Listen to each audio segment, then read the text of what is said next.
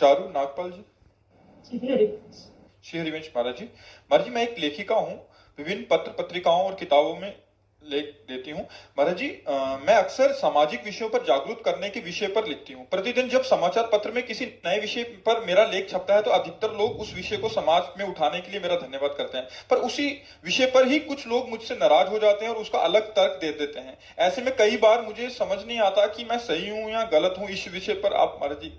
यदृच्छालाभ संतुष्टो द्वंद्वातीतो विवत्सरः।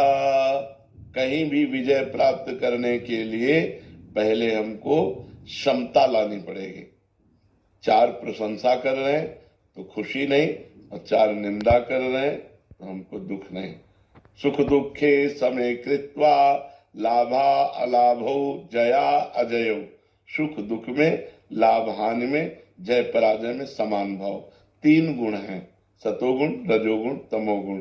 आपका लेख यदि सतोगुणी लोग पढ़ेंगे तो उनको अच्छा लगेगा, रजोगुणी पढ़ेंगे हाँ लिख दिया, तमोगुणी पढ़ेंगे वो निंदा ही करेंगे, उनका स्वभाव है, वो द्वेष ही करेंगे। तो हमको ये विचार करना है, अपने को भी हमको सुदृढ़ करना है कि अगर सामने से 100 लोग प्रशंसा कर रहे, हर्षित नहीं होना।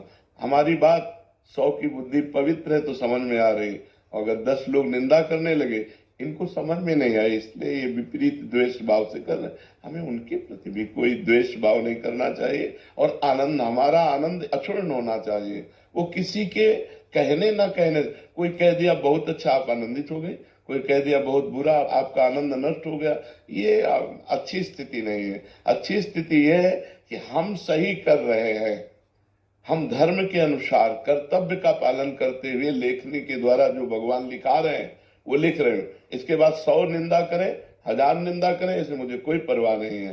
तो ऐसे भाव से रहोगे तो आपका हृदय शीतल बना रहेगा। और ये प्रकृति है, इसमें सबको सपोर्ट मिलता है और सबका विरोध होता है। हमको किसी भी एक को बता दो जिसका विरोध ना हुआ हो, भगवान तक का। यहाँ भगवान के भी अगर हजारों पूजने वाले हैं तो 2-4 गाली देने वाले भी है। प्रकृति का ऐसा नियम है।